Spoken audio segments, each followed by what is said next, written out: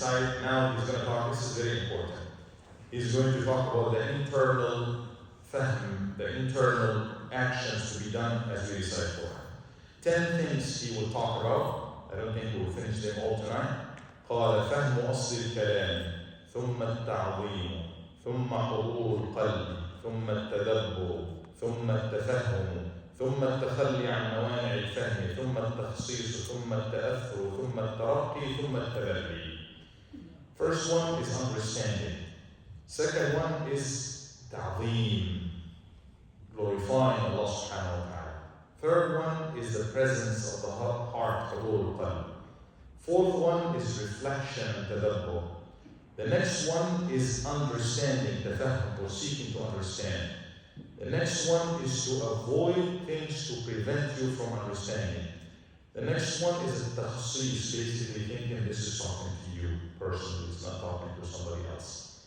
Then at-ta'athur is to get affected by what you hear. Then at-taraqi, we'll talk about all the details of the rest there. First one, فهم عظمة الكلام, understanding the greatness of what you are about to recite. That will not be possible until you understand, until the next one, until you understand that this is kalam al-azim, this is the kalam, who is speaking. You will not appreciate and you will not understand and feel the greatness of the message until you make ta'zeem to Allah subhanahu wa ta'ala. Realizing the greatness of this kalam is by Allah Azza wa Jalla. We cannot realize the that of Allah, the essence of Allah. We cannot fully recognize the sifat of Allah. Fully recognizing the sifat of Allah, even in Jannah, we won't be able to fully nuhitu billah, Allah yuhitu bina. Allah fully encompasses us, but we cannot. We can just get a glimpse. Then for Allah Azza wa Jalla to talk to us, to make us understand, to communicate with us, this is great in itself. Al-Azim, Ar-Rahman al-Arsh istawa, the one who is making istiwa on his arsh. The creator of the skies and the earth is talking to us, is trying to communicate with us, is trying to give us a message. Understanding this will give us the great, this is great that Allah is talking to us. And when we talk about Kalamullah, what you heard right now, bear with me. Is that the actual Kalam of Allah Azza wa Jalla? الذي هو صفة من صفاته? No. صفة الكلام لله سبحانه وتعالى, Allah Azza wa Jalla's talking or the speech of Allah or the talking of Allah is like Sam'ullah, Ilmullah. It's like all of these features and sifat attributes of Allah. We can never be able to fully get it or fully know how is it like. This was my voice that you heard. صوت هذا مخلوق. This is created. What you read in the Mus'haf, this is ink. This is Arabic language. And because al-kalam in ilm al-aqidah is very difficult to fully understand from amongst all the sifat of Allah, أطلقوا على علم العقيدة علم الكلام. Scholars talk about aqidah and studying al-ilahiyat, al-samiyat, one of the names is al-kalam. Because it's not easy to understand kalam Allah subhanahu wa ta'ala. But we will talk about this as we or actually let's give the example right now. One of the kings, this helps us understand. One of the kings called one of the hukama, one of the scholars, wise people, and he said, كيف يطيق الناس كلام الله? كلام الله, the kalam of Allah, which is one of the features and attributes of Allah, so great. How can people take it? In such a way, how can people see Allah? When Musa a.s. asked to see Allah, what happened? قال لن تراني, you won't be able to see me. فلما تجلى ربه للجبل جعله دكا. تجلى, when Allah Azza wa Jalla removed a barrier, a little barrier to the mountain is crushed, totally crushed. A mountain cannot take a glimpse of Allah, does not show himself to the mountain. Allah Azza wa Jalla just removed a barrier. The nur that was removed, that was that appeared to the mountain was not, the nature of the mountain could not take it. Can you understand? So the kalam of Allah, which is one of the features of Allah, how could we people take it? And he said, وَلِلَّهِ الْمَثَلُ الْأَعْلَى. He gives several examples. One of the examples is the sun. The sun, what we see in the daylight is not the sun itself, is أَثَرُ النُّورِ الَّذِي جَاءَ مِنَ الشَّمْسِ.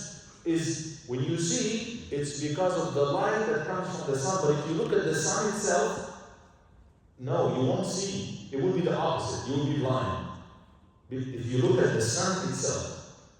But because of the sun reflected, because of the light coming from the sun is reflected on objects, now you can see. He also said another example.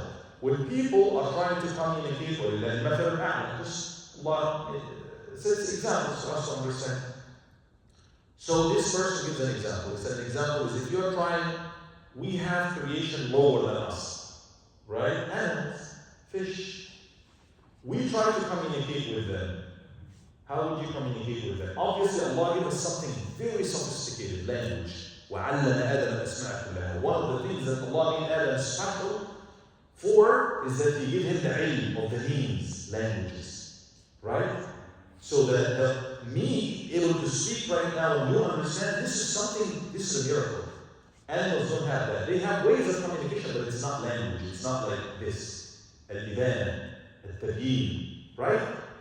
Now, if we are trying to communicate with animals, do we communicate with them in a language? Like in the high, sophisticated level that I talk to them, hello, assalamu alaikum, can you hear me fish? Can you hear me lion? Do this? They won't be able to take it.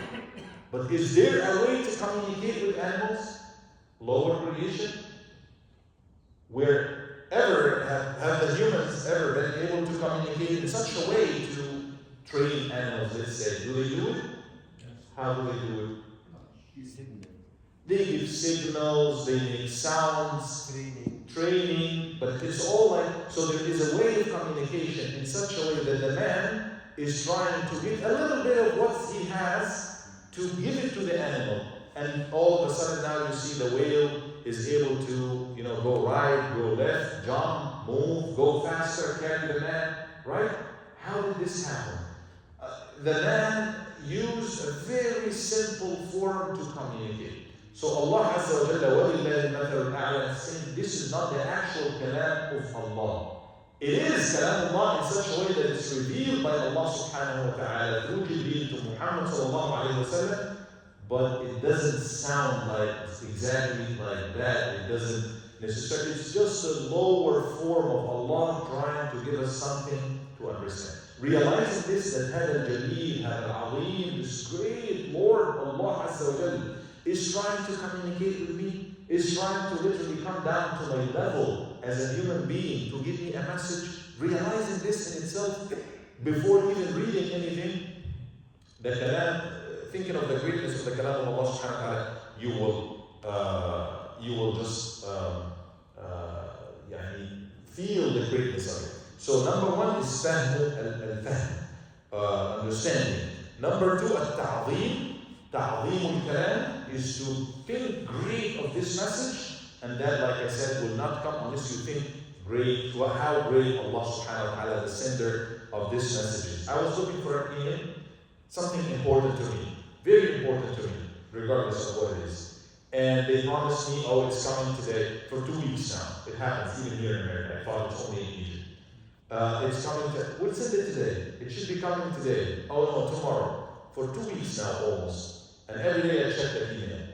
This is something big to me. This is something that I am waiting for. This is something that I think Allah is great. That's why I am waiting, I am checking. So let's think of Kalamullah as a message, important message coming to me, coming from that great Lord Allah subhanahu wa ta'ala. Number two, ta'zeemu al-mutakallim. Imam al-Ghazali is a great scholar that talks not only about ahkam, but about also those inner dimensions of ahkam. He said, Allah Azza wa Jalla la yamassuhu illa al-mutahharun. Only the pure shall touch it. He's talking about what? The book that has the kalam of Allah. The external dimension. Only if you have wudu, if you are really pure, you can touch it. قال وكما أن ظاهر جلد المصحف وورقه محروس عن ظاهر بشرة اللامس إلا إذا كان متطهرا. In the same way, the book of Quran, the papers that has Quran, they are protected not to be touched except by the pure, those who have wudu. فباطن معناه أيضا بحكم عزه وجلاله محجوب عن باطن القلب إلا إذا كان مطهرا عن كل رجس ومستنيرا بنور العظيم التعظيم والتوقير. Also, you will not be able to touch the real meaning of the Quran, or get the nur, or get the light of the Quran, unless the heart is pure. So you cannot pay so much attention to the purity of the body. I don't have wudu to touch the mushaf. But what about the heart? The heart needs to be clean and pure. So the most important part of the Quran, which is understanding and realizing and all that, the qalb should be pure to be able to get the meaning. وكما لا يصلح لمس الجلد المصحف كل يد فلا يصلح لتلاوة حروفه كل لسان. Just as not all hands can touch the mushaf, it should be pure before it touches the mushaf. Same thing for the hearts. Not every heart will be able to get the meaning. Recite and everything, but only the pure hearts will get the greatness of it. عكرمة ibn Abi Jahl. Say subhanallah, we say Ikrimah ibn Abi Jahl radiallahu anhu. Ikrimah is the son of the biggest enemy of Islam, Abu Jahl, but he became a Muslim and we say radiallahu anhu. One of the great things about him, قال إذا نشر المصحف غشي عليه ويقول هو كلام ربي هو كلام ربي. Once the mushaf is brought, he's almost fainting. He says, this is the kalam of my Lord, this is the kalam of my Lord. See the greatness of that he feels in his heart just by the mushaf being brought. Now we are playing Quran day and night, the mashaykh are reciting, we ourselves are reciting, it's everywhere. But okay, yeah, enough. Subhanallah. Ikrimah ibn Abi Jahl, just by seeing the mushaf يقول كلام ربي كلام ربي. تعظيم الكلام تعظيم المتكلم، ولن تحضره عظمة المتكلم ما لم يتفكر في صفاته وجلاله وأفعاله. You will never get the greatness of Allah unless you think of Him, not how He is, not His dad. Think of the actions of Allah, the sifat, the features, the attributes, the great asma of Allah subhanahu wa ta'ala. Think of His actions. How did He create al-arsh, al-kursi, and all the animals and all the systems, and He's taking care of everything at the same time, the fish in the ocean, خلق السماوات والأرض, the creation, what's in between, the water, the rain. Think of that. All of this is actions of Allah, the trees, and all of this. Think that should take you to the greatness of Allah, and then to ta'zeem kalam Allah subhanahu wa ta'ala. Two is enough for now, inshallah. We continue with the third one next time. Presence of the heart and the rest of the teachers. Barakallahu fikum wa jazakumullahu khairan.